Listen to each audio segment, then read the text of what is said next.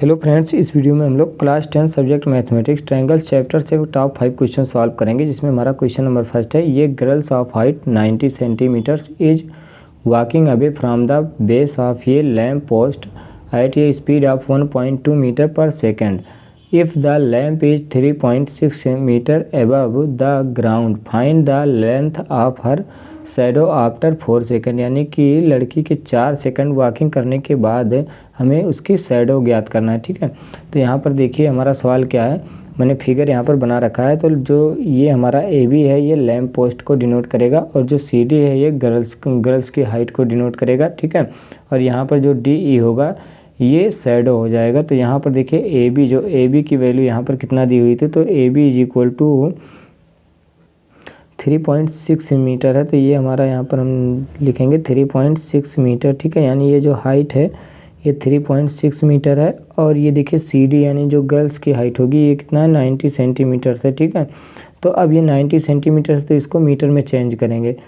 तो यहाँ पर पहले देखिए मैंने लिख रखा है ये let A B denotes the lamp post and C D the girls after walking for 4 second away from the lamp post. ठीक है, तो यहाँ पर अब देखिए हमें अगर सी डी लिखना है तो सी डी को हम कैसे लिखें, C D is equal to यहाँ पर 90 सेंटीमीटर से, तो 90 सेंटीमीटर से इसको मीटर में चेंज करेंगे तो ये हो जाएगा 90/100 और 0 से 0 कैंसिल, ये आएगा 0.9 मीटर। ठीक है, ये जो हमें प्राप्त हुआ वो कितना 0.9 मीटर प्राप्त हुआ। ठीक है, यानी जो लड़की की हाइट है वो 0.9 मीटर है। और देखिए यहाँ पर हमें शैडो फाइंड करना है, तो शैडो को हम लेट करेंगे, तो let D E is equal to X metre. यानी कि ये जो हमारा डी ई है इसको मैंने कितना लेट किया है, तो एक्स मीटर लेट किया। और जो बी डी है देखिए यहाँ पर लड़की कहाँ पर थी, जो लैम्प पोस्ट के पास से 4 सेकंड की दूरी तय की थी। और इसकी स्पीड देखिए तो स्पीड कितनी थी 1.2 मीटर पर सेकेंड। तो हम बी डी की वैल्यू फाइंड कर सकते हैं आसानी से। देखिए यहाँ पर B D is equal to क्या हो जाएगा, तो स्पीड इंटू में टाइम। स्पीड कितना था वो, तो 1.2 मीटर पर सेकेंड था।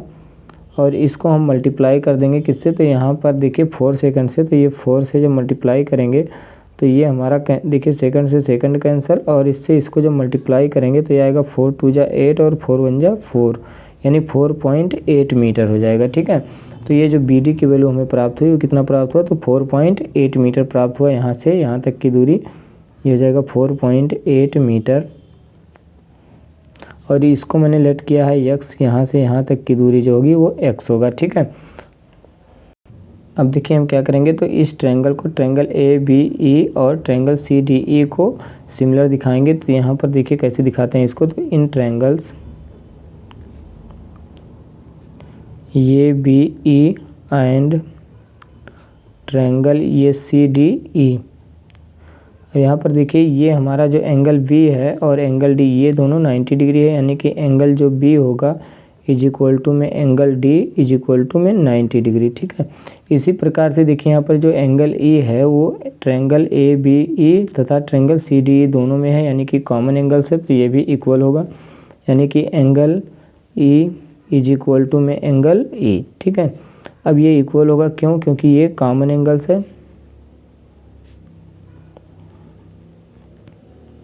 अब देखिए ये यहाँ पर हम क्या करेंगे कि एंगल सिमिलरिटी क्राइटेरिया से कहेंगे दोनों ट्रायंगल जो हमारे हैं वो सिमिलर हैं। तो बाय यूजिंग एंगल सिमिलरिटी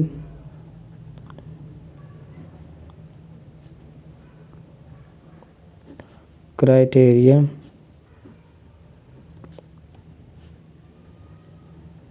ठीक है, एंगल सिमिलरिटी क्राइटेरिया से जो दोनों ट्रायंगल्स हैं ट्रायंगल ए बी ई और ये सिमिलर हो जाएगा ट्रायंगल सी डी ई के। ठीक है, अब देखिए यहाँ पर ये ट्रायंगल हमारा जो है ए बी ई और सी डी ई, ठीक है, ये दोनों क्या हो गए, तो ये दोनों ट्रायंगल हमारे सिमिलर हो गए।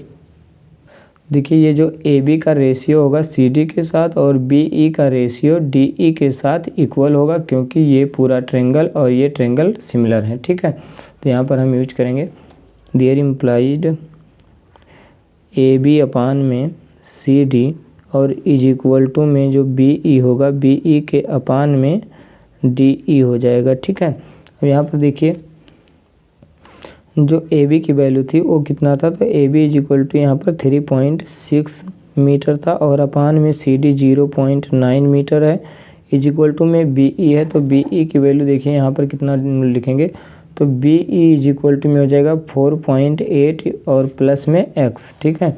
तो यहाँ पर इसके स्थान पर हम लिखेंगे 4.8 और प्लस में एक्स और अपान में डी ई है, तो डी ई की वैल्यू एक्स है, ठीक है। अब इसको सॉल्व करेंगे तो यहाँ पर इसको लिखेंगे,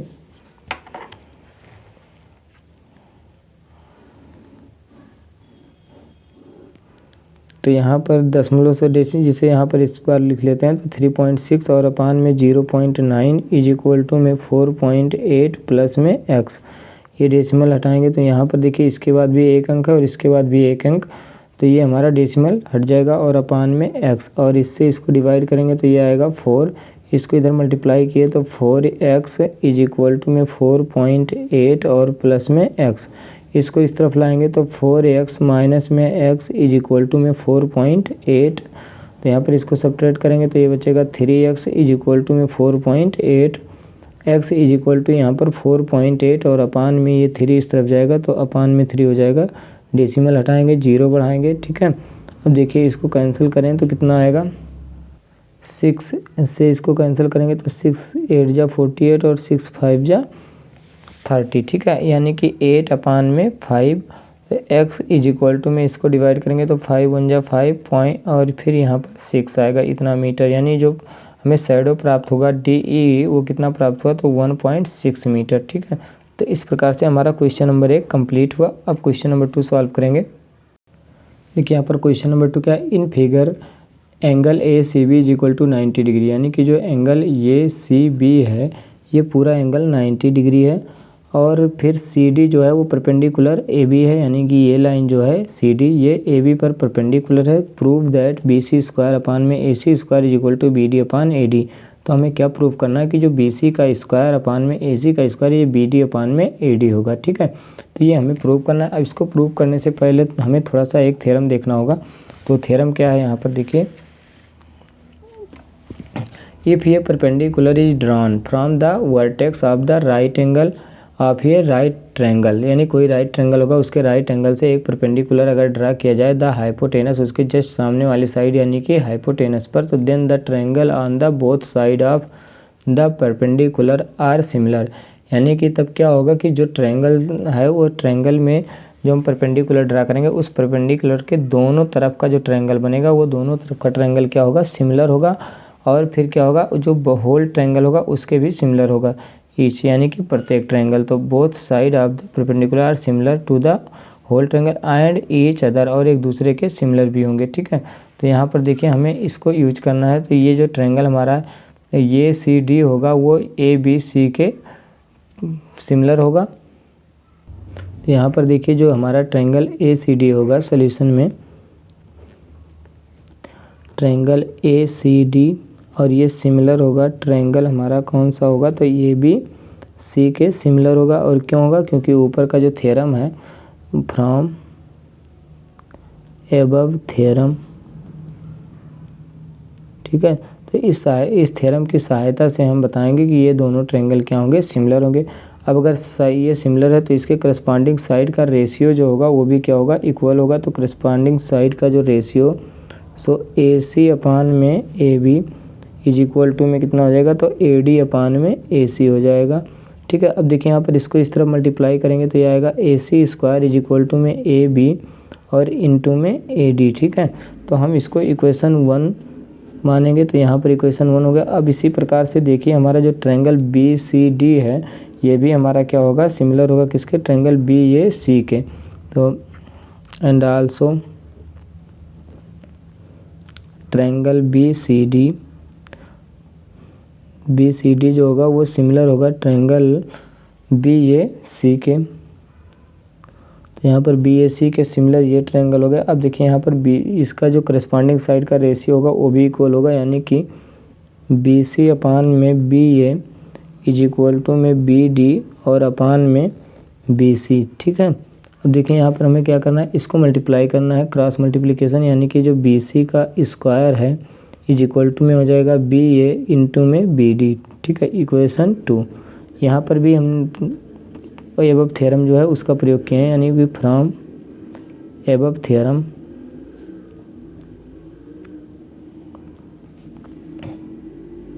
अब देखिए यहाँ पर इक्वेशन और 2 को सॉल्व करेंगे तो from equation 1 and 2 we have, ठीक है। अब इक्वेशन 1 और 2 की सहायता से देखिए क्या होगा कि बी सी स्क्वायर अपान में जो ए सी स्क्वायर हो जाएगा, तो बी सी स्क्वायर की वैल्यू यहाँ पर बी ए इंटू में बी डी और अपान में ये हमारा कितना है, तो ए बी इंटू में ए डी, ठीक है। अब ए बी से ये कैंसिल हो जाएगा, यहाँ पर बी सी स्क्वायर अपान में A C square is equal to में बी डी और अपान में ए डी आएगा, ठीक है, जो कि हमें प्रूफ करना था। यहाँ पर देखिए ऊपर सवाल में भी हमें यही प्रूफ करना था कि बी सी स्क्वायर अपान में ए सी स्क्वायर और अब इज इक्वल टू में B D upon A D, ठीक है। तो यहाँ पर मैंने प्रूफ किया बी सी स्क्वायर अपान में A C square is equal to में B D upon A D. तो इस प्रकार से हमारा क्वेश्चन नंबर 2 कंप्लीट हुआ।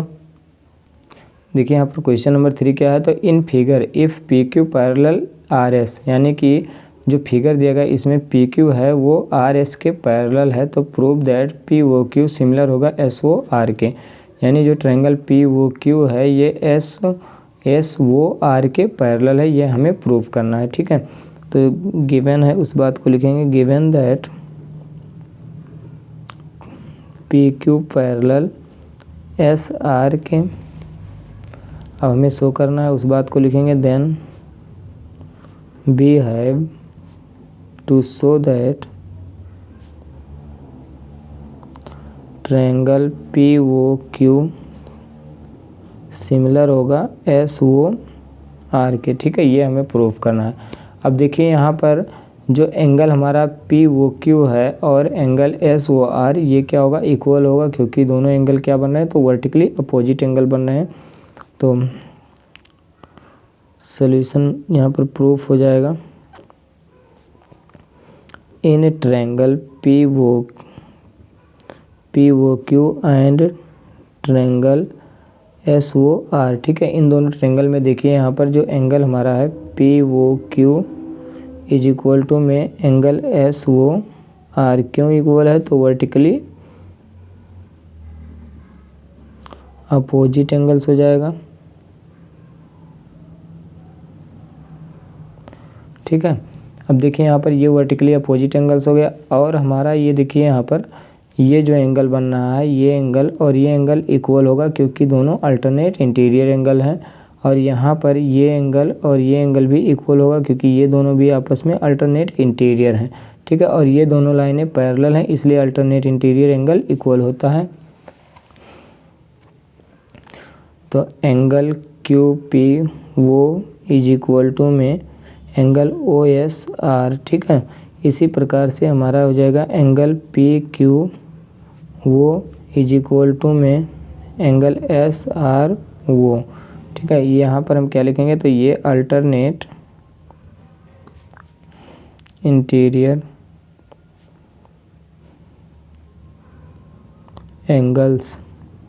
इसी प्रकार से यहाँ पर भी अल्टरनेट इंटीरियर एंगल होगा।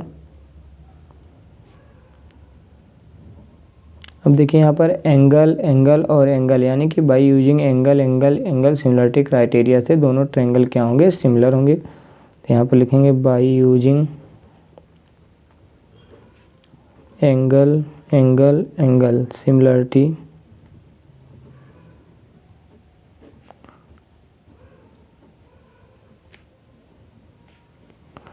क्या हो जाएगा, एंगल एंगल सिमिलरिटी क्राइटेरिया से ट्रायंगल पी ओ क्यू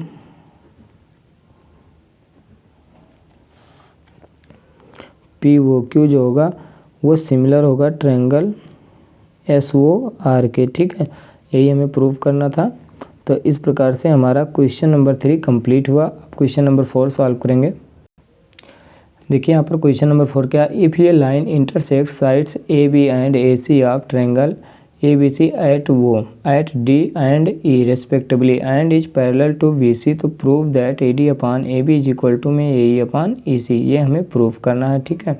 अब देखिए इसको हम कैसे प्रूव करेंगे, तो इसके लिए पहले हमें क्या करना होगा, एक थ्योरम देखना पड़ेगा क्या है। तो इस थ्योरम का मतलब यहाँ पर जानेंगे, इफ़ ये line is drawn parallel to one side of a triangle to intersect the other two sides are divide in the same ratio, यानी कि यदि कोई लाइन किसी तीसरे, जैसे यहाँ पर देखिए ये लाइन है और ये लाइन इस लाइन के पैरेलल है, तो यहाँ पर और यहाँ पर इंटरसेक्ट कर रहा है, तो इसका रेशियो इसके साथ और इसका रेशियो इसके साथ जो होगा वो इक्वल होगा, ठीक है। तो इसका प्रयोग इस क्वेश्चन में हम करेंगे। अब देखिए यहाँ पर हमारा जो क्वेश्चन नंबर 4 था, इसको सॉल्व करना हम स्टार्ट करते हैं। चूँकि सवाल ने बता रखा था कि जो DE होगा वो क्या होगा, BC के पैरेलल होगा। तो सॉल्यूशन में DE जो हमारा है वो पैरेलल है किसके, तो BC के हो जाएगा। अब देखिए यहाँ पर जब DE हमारा इसके पैरेलल हो जाएगा BC के, तो AD अपान में जो DB होगा वो इक्वल होगा AD अपान में DB इज इक्वल टू में किसके, तो AE अपान में EC, ठीक है।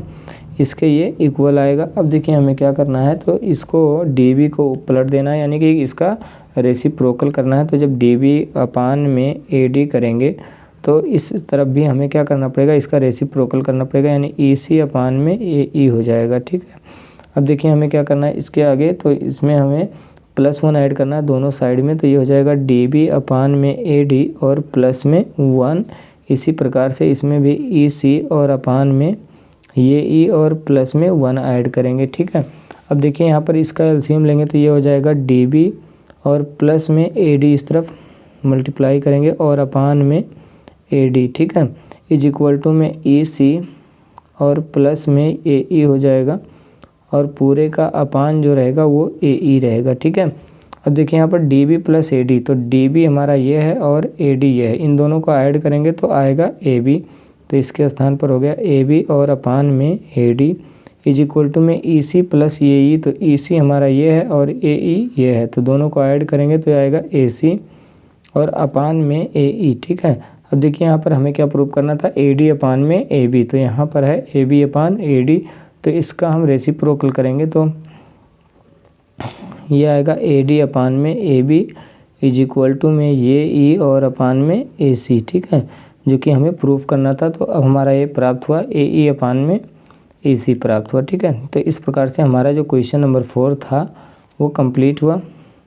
अब क्वेश्चन नंबर 5 सॉल्व करेंगे। देखिए यहाँ पर क्वेश्चन नंबर 5 क्या है कि in figure if DE parallel BC तो फाइंड EC, ठीक है।